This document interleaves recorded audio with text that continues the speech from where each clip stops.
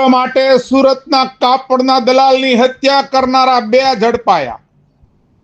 ગત ઓગસ્ટના વહેલી સવારના 2 વાગ્યાના સમયની આસપાસ લિંબાયત વિસ્તારમાં એક કાપડના દલાલની 60 થી પણ વધુ છરીઓના ઘા મારી મોતને ઘાટ ઉતારી દેવામાં આવ્યો હતો। પ્રાપ્ય વિગતો મુજબ મરણ જનાર કાપડની દલાલીના ધંધા સાથે સંકળાયેલો 45 વર્ષીય આલોક ઝંડારામ અગ્રવાલ ડુંભાલ ફાયર સ્ટેશન સામે આવેલ વાટિકા ટાઉનશીપમાં રહેતો હોય અને કાપડની દલાલીનું કામ કરતો હતો।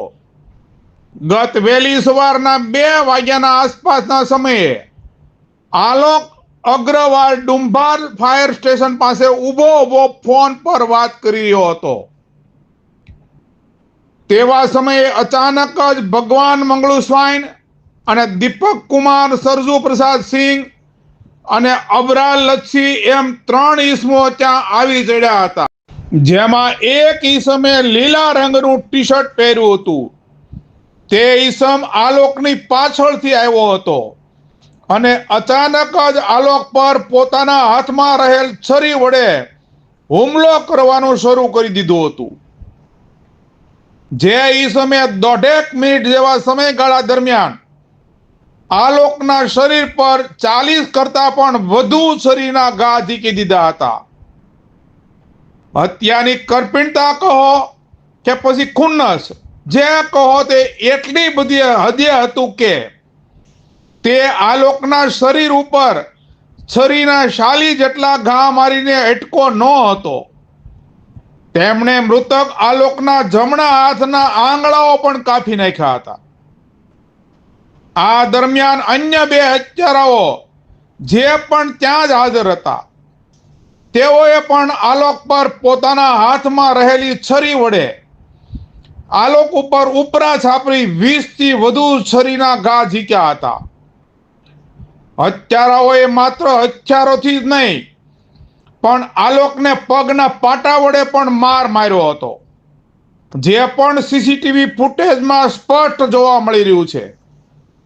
અને વળી જ્યાં સુધી આલોકનું મૃત્યુ ન થયું ત્યાં સુધી છરીઓના ઘા મારતા રહ્યા। મારતી વખતે આલોકને તેઓ ધમકીઓ પણ આપી રહ્યા હતા।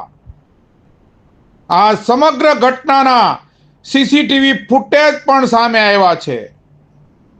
ઉલ્લેખનીય બાબત એ છે કે હત્યારાઓ આલોકની હત્યા કર્યા બાદ ખુલ્લેઆમ, ના કોઈ ડર ના કોઈ ખોફ હોય તેમ હાથમાં રહેલી છરીને હવામાં ઉછાળતા લઈને જતા રહ્યા હતા। આમ તેઓ નિર્ભયતાથી ઘટના સ્થળેથી ભાગ્યા હતા, જે સીસીટીવી ફૂટેજમાં સ્પષ્ટ જોવા મળી રહ્યું છે। હુમલા બાદ આલોક ગંભીર રીતે ઘાયલ થઈને લોહી લુહાણ હાલતમાં ત્યાં ઢળી પડ્યો હતો। આસપાસના લોકો દ્વારા તાત્કાલિક તેને 108 એમ્બ્યુલન્સ દ્વારા સ્મીમેર હોસ્પિટલ ખાતે સારવાર અર્થે ખસેડવામાં આવ્યો હતો, જ્યાં ટૂંકી સારવાર દરમિયાન ફરજ પરના ડોક્ટરોએ તેને મૃત જાહેર કર્યો હતો। આ ઘટનાની જાણ થતાં જ લિંબાયત પોલીસ સ્ટેશન સહિતના ઉચ્ચ અધિકારીઓ ઘટના સ્થળે દોડી ગયા હતા। આ મામલે એસીપી વીએમ જાડેજાએ જણાવ્યું હતું કે પોલીસે મૃતદેહનો કબજો લઈ પોસ્ટમોર્ટમ માટે મોકલી આપ્યો હતો। આમ પોલીસે 3 અજાણ્યા શખ્સો વિરુદ્ધ ગુનો નોંધી હત્યારાઓની સીસીટીવી ફૂટેજના આધારે શોધખોળ હાથ ધરી હતી। શોધખોળના અંતે 2 આરોપીઓને દીપક કુમાર અને ભગવાન મંગળુને પોલીસે ઝડપી પાડ્યા હતા અને ઝડપાયેલા આરોપીઓએ પોલીસ પૂછપરછમાં જણાવ્યું હતું કે મરણ જનાર આલોકને કોઈ બાબતને લઈને અશફાક સાથે અગાઉ ઝઘડો થયેલો હતો અને આ ત્રણેય અશફાકની સાથે જ રહેતા હતા અને એક દોસ્તારની સાથે થયેલ ઝઘડાની અદાવતમાં આ હત્યા કરાઈ હોવાનું જણાવી રહ્યા છે। ઝઘડાનું સાચું કારણ તો અશફાક જ્યારે પકડાશે ત્યારે જ જાણવા મળશે। સુરત શહેરના લિંબાયત પોલીસ સ્ટેશન ખાતે ગઈકાલે 2 વાગ્યાના અરસામાં વહેલી સવારે એક બનાવ બન્યો હતો, જેમાં મર્ડરની ઘટના હતી. આ બનાવ અનુસંધાને પોલીસે તત્કાલ ત્યાંથી જે ઘટના બની હતી ત્યાંની વિગતો ચકાસવાની શરૂ કરી અને તરત જ જે ગણતરીના કલાકોમાં જે આરોપીઓ હતા એને આઈડેન્ટિફાઈ કરી અને એને પકડી પાડ્યા છે. આ આરોપીઓમાંથી એકનું નામ ભગવાન મંગલુ સ્વાઈન છે અને બીજાનું નામ છે દીપક કુમાર સરજુ પ્રસાદ સિંઘ. આ 2 આરોપીઓની પોલીસે ધરપકડ કરી છે. આ ઉપરાંત અન્ય 2 આરોપીઓ પણ આમાં સંડોવાયેલા છે. એમાંથી સ્થળ ઉપર મારનાર તરીકે અન્ય એક વ્યક્તિ અબરાર લસ્સી કરીને છે, પોલીસ હજી એને શોધી રહી છે. આ ઉપરાંત ચોથો વ્યક્તિ અશફાક કરીને છે. આમાં મૂળ જેનું કહી શકાય એ અશફાક છે કે અશફાકનો ઝઘડો જે મરણ જનાર છે એના સાથે થયો હતો અને એ ઝઘડા અનુસંધાને અશફાકના મિત્રો હતા. તો આ લોકોએ નક્કી કરેલ કે આને કઈ ને કઈ રીતના પાઠ ભણાવવો છે. એ પ્રકારની માનસિકતા સાથે એ લોકો આવ્યા હતા. ત્યાં જઈ અને એના સાથે આવી રીતના મારામારીનો બનાવ કરી અને એની હત્યા નિપજાવી હતી. આ બનાવ અનુસંધાને પોલીસે અન્ય જે 2 આરોપીઓ છે એની પણ ધરપકડની અત્યારે પ્રક્રિયા ચાલુ છે. જે ઘટના છે એમાં 2 આરોપીઓ જે પકડાયા છે, દીપક કુમાર અને ભગવાન મંગલુ સ્વાઈન, આ બંને વિરુદ્ધ અગાઉ પણ એક ગુના છે, જેમાંથી દીપક કુમાર વિરુદ્ધ ડિંડોલી ખાતે કોરોના વખતેનો જે 188નો કેસ હતો એ અને જે જાહેરમાં જુગાર રમીને કરતો હતો એ પ્રકારનો કેસ નોંધાયેલો છે. આ ઉપરાંત જે અન્ય વ્યક્તિ છે ભગવાન સ્વાઈન, એના વિરુદ્ધ 135 જીપી એક્ટ 135નો ગુનો નોંધાયેલો છે.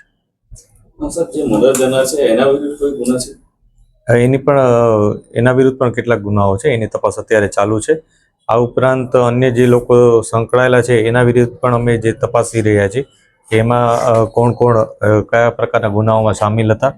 અને બીજી એક વસ્તુ એ છે કે આમાં જે લોકો ચોથાનું નામ આપે છે અશફાક, એના પણ એવિડન્સ અમે વેરીફાઈ કરી રહ્યા છીએ કે ખરેખર એ ઇન્વોલ્વ હતો, કઈ રીતના ઇન્વોલ્વ હતો, એ લોકોના જે વાતચીત થઈ હતી એ વાતચીત અમે તપાસી રહ્યા છીએ અને એ મુજબ જે પણ એવિડન્સ મળશે એ મુજબ કાર્યવાહી કરવામાં આવશે.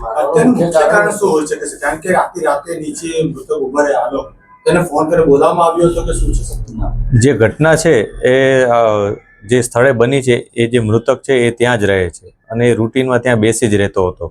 એ પ્રકારની માહિતી જે આરોપીઓ હતા એ લોકોને હતી જ. અને બીજું, એ લોકો એકબીજાના પરિચયમાં થોડા ઘણા હશે એવું અત્યારે લાગી રહ્યું છે, કેમ કે થોડા દિવસો પહેલાં જ્યારે આ લોકોના જે ઇન્ટ્રોગેશનમાં અમને વિગત મળી છે એ મુજબ અશફાક સાથે ઝઘડો થયો.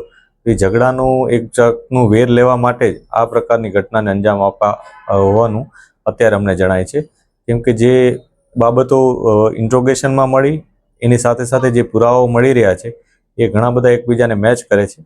તેથી આ વસ્તુ ઉપર અત્યારે અમને જણાય છે. તે છતાં પોલીસ ઇન્વેસ્ટિગેશન તમામ એંગલ ઉપર ઓપન છે. જે પણ અમને તથ્ય મળશે, એવિડન્સ મળશે એ મુજબ જ કાર્યવાહી કરવામાં આવશે.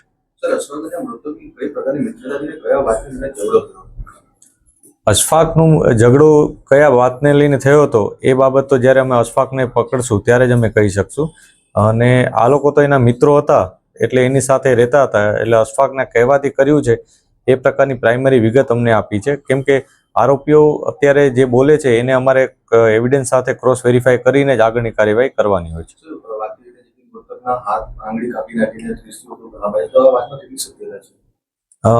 પોલીસે આમાં ઇન્વેસ્ટિગેશન કર્યું છે, ઇન્ક્વેસ્ટ પણ ભર્યું છે અને પીએમ રિપોર્ટ પણ આવનાર છે. એટલે પીએમ રિપોર્ટ ઉપરથી અમે કહી શકશું કે કેટલા ઘા છે. ઇન્ક્વેસ્ટ પંચનામા ઉપરથી આગળની વિગત મળશે. એના ઉપર 3 જણાએ મળીને એટેક કરેલો હતો એ સત્ય છે. એના ફૂટેજીસ પણ અમારી પાસે છે અને એના એઝ એન એવિડન્સ પણ અમે એ બાબતને લીધેલી છે. આ જે 3 આરોપીઓ છે એમાં 2 તો અત્યારે પકડાઈ ગયા છે, એ છે દીપક કુમાર અને ભગવાન સ્વાઈન. ત્રીજો છે એ અબરાર લસ્સી કરીને છે, એ માન દરવાજાનો છે. અશફાકનું સ્થળ ઉપરનું આ ઘટનામાં અમે શોધી રહ્યા છીએ કે સ્થળ ઉપર કઈ જગ્યાએ હાજર હતો, પરંતુ સીસીટીવીમાં 3 જણા છે એમાંથી અશફાક નથી. જે મરનાર હતો એ પોતે આમ તો એના ભાઈઓ સાથેના એના સંબંધો બિઝનેસના ને એના ડીલિંગ્સના ને એના હતા. આ ઉપરાંત એ ફરતો રહેતો હતો અને છોટા કંઈ નાનું મોટું કામ કરતો રહેતો, એ મુજબની વિગતો મળી છે. ઓકે.